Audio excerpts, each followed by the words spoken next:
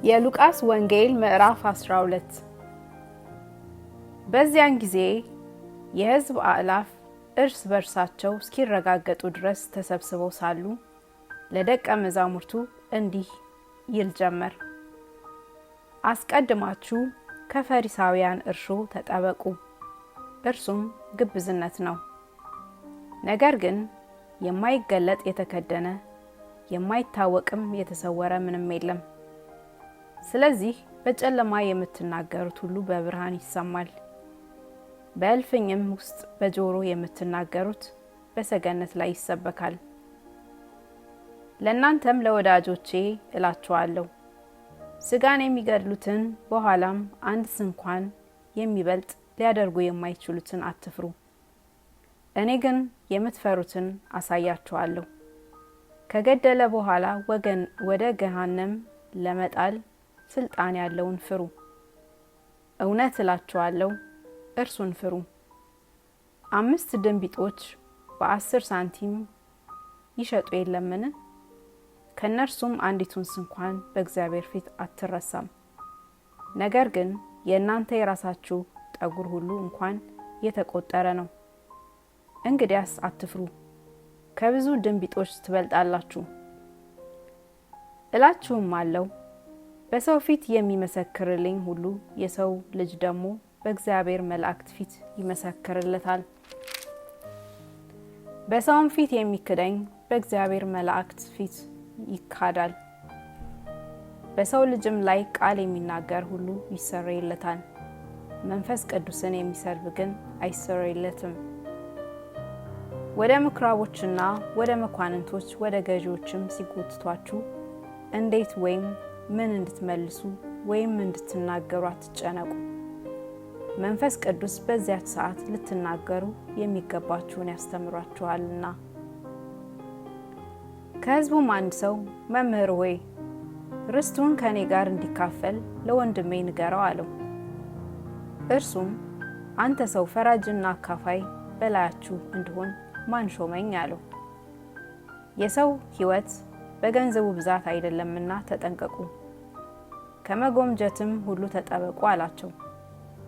ምሳሌም ነገራቸው እንዲህ ሲል፣ አንድ ባለጠጋ ሰው እርሻ እጅግ ፍሬያም ሆነችለት።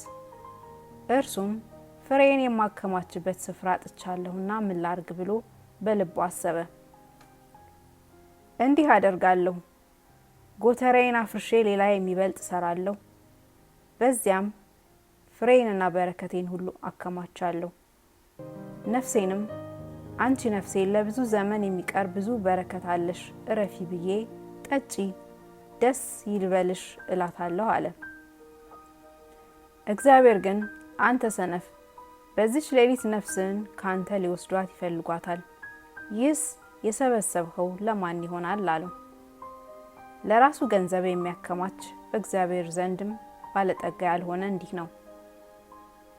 ለደቀ መዛሙርቱም እንዲህ አለ፣ ስለዚህ እላችኋለሁ ለነፍሳችሁ በምትበሉት ወይም ለሰውነታችሁ በምትለብሱት አትጨነቁ። ነፍስ ከመብል ሰውነትም ከልብስ ይበልጣልና። ቁራዎችን ተመልከቱ፣ አይዘሩም አያጭዱምም፣ ዕቃ ቤትም ወይም ጎተራ የላቸውም፣ እግዚአብሔርም ይመግባቸዋል። እናንተስ ከወፎች እንዴት ትበልጣላችሁ? ከእናንተ ተጨንቆ በቁመቱ ላይ 1 ክንድ መጨመር የሚችል ማን ነው? እንግዲህ ትንሹን ነገር እንኳን የማትችሉ ከሆናችሁ ስለምን በሌላ ትጨነቃላችሁ?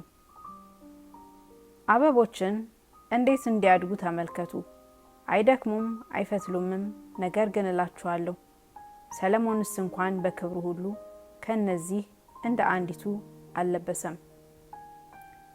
እግዚአብሔር ግን ዛሬ ያለውን ነገም ወደ እቶን የሚጣለውን በሜዳ የሆነውን ሳር እንዲህ የሚያለብሰው ከሆነ እናንተ እምነት የጎደላችሁ እናንተማ ይልቁን እንዴት! እናንተም የምትበሉትን የምትጠጡትን አትፈልጉ፣ አታወላውሉ፣ ይህንስ ሁሉ በዓለም ያሉ አሕዛብ ይፈልጉታልና የእናንተም አባት ይህ እንዲያስፈልጋችሁ ያውቃል። ዳሩ ግን መንግሥቱን ፈልጉ፣ ይህም ሁሉ ይጨመርላችኋል። አንተ ታናሽ መንጋ መንግስትን ሊሰጣችሁ የአባታችሁ በጎ ፈቃድ ነውና አትፍሩ። ያላችሁን ሽጡ፣ ምጽዋትንም ስጡ። ሌባ በማይቀርብበት ብልም በማያጠፋበት በሰማያት በማያልቅ መዝገብ የሚሆኑትን የማያረጁትንም ኮረጆዎች ለራሳችሁ አድርጉ። መዝገባችሁ ባለበት ልባችሁ ደግሞ በዚያ ይሆናልና። ወገባችሁ የታጠቀ መብራታችሁም የበራ ይሁን። እናንተም ጌታቸው መጥቶ ደጁን ሲያንኳኳው ወዲያው እንዲከፍቱለት ከሰርግ እስኪመለስ ድረስ የሚጠብቁ ሰዎችን ምሰሉ። ጌታቸው በመጣ ጊዜ ሲተጉ የሚያገኛቸው እነዚያ ባሮች ብፁዓን ናቸው። እውነት እላችኋለሁ ታጥቆ በማዕድ ያስቀምጣቸዋል፣ ቀርቦም ያገለግላቸዋል። ከሌሊቱም በሁለተኛው ወይም በሶስተኛው ክፍል መጥቶ እንዲሁ ቢያገኛቸው እነዚያ ባሮች ብፁዓን ናቸው። ይህን ግን እወቁ፣ ባለቤት በምን ሰዓት ሌባ እንዲመጣ ቢያውቅ ኖሮ በነቃ፣ ቤቱም እንዲቆፍር ባልፈቀደም ነበር። እናንተ ደግሞ ተዘጋጅታችሁ ኑሩ፣ የሰው ልጅ በማታስቡበት ሰዓት ይመጣልና። ጴጥሮስም ጌታ ሆይ ይህን ምሳሌ ለእኛ ወይስ ደግሞ ለሁሉ ትናገራለህን? አለው። ጌታም አለ፣ እንኪያስ ምግባቸውን በጊዜው ይሰጣቸው ዘንድ ጌታው በቤተሰቦቹ ላይ የሚሾመው ታማኝና ልባም መጋቢ ማን ነው? ጌታው መጥቶ እንዲህ ሲያደርግ የሚያገኘው ያ ባሪያ ብፁዕ ነው። እውነት እላችኋለሁ ባለው ሁሉ ላይ ይሾመዋል። ያ ባሪያ ግን ጌታዬ እስኪመጣ ይዘገያል ብሎ በልቡ ቢያስብ ሎሌዎችንና ገረዶችንም ይመታ፣ ይበላም ይጠጣም ይሰክርም ዘንድ ቢጀምር የዛ ባሪያ ጌታ ባልጠበቃት ቀን ባላወቃትም ሰዓት ይመጣል፣ ከሁለትም ይሰነጥቀዋል፣ እድሉንም ከማይታመኑ ጋር ያደርጋል። የጌታንም ፈቃድ አውቆ ያልተዘጋጀ እንደ ፈቃዱም ያላረገ ያ ባሪያ እጅግ ይገረፋል። ያላወቀ ግን መግረፍ የሚገባውንም ያደረገ ጥቂት ይገረፋል። ብዙም ከሰጠው ሰው ሁሉ ከእርሱ ብዙ ይፈለግበታል፣ ብዙ አደራም ከተሰጠው ከእርሱ አብዝተው ይሹበታል። በምድር ላይ እሳት ልጥል መጣሁ።